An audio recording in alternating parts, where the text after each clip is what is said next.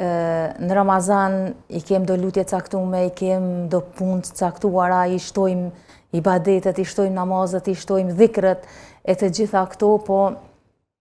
shpesh herë dina edhe në momentin që shkon Ramazani, dina me u hesht për një moment edhe mos me qenë ma ata që kemi qenë për 30 ditë sa kemi agjeru muajin e Ramazanit. E vërtet është që mrena Ramazanit është një energji krejt tjetër prej muajve të tjerë, mirë po jashtë Ramazanit, prap, a kemi nevojë për ujitje të shpirtit të zemrave tona, normalisht që kemi nevojë. E di mirë që Ramazani është 30 ditë edhe për një moment është sikur mos me ekzistu hiç. Sa njeri ka qenë para Ramazanit, në Ramazanit e kaluar, në këtë Ramazan s'ka arrit me jetu edhe me kanë gjallë. Edhe njëjtë me Ramazanin, ky Ramazan veç shkoj,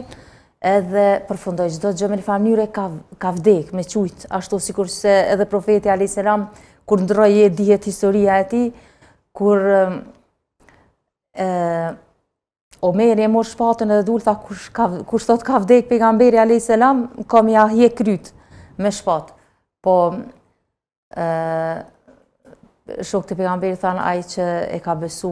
pejgamberin, është fal për pejgamberin, është lut për pejgamberin, i është drejtu pejgamberit,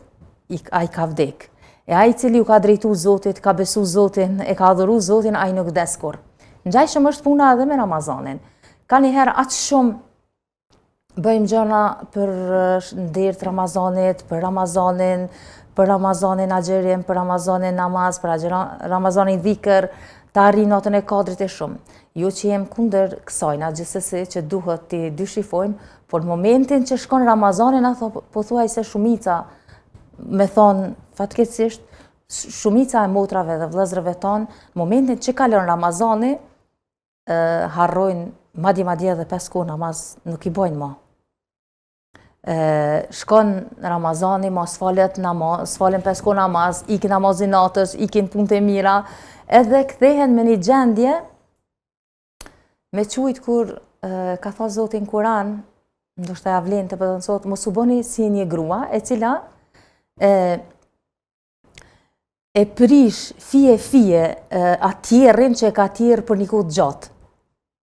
Na 30 ditë kemi bë mund sakrificë, e kemi bë një ndërtim të shpirtit shumë të mirë, e kemi ndërtu një iman, një ngritje të imanit të Zotit shumë të mirë, shumë të begat, shumë të vërtetshëm, edhe vjen një moment që na kthehemi prej pikës në fillim.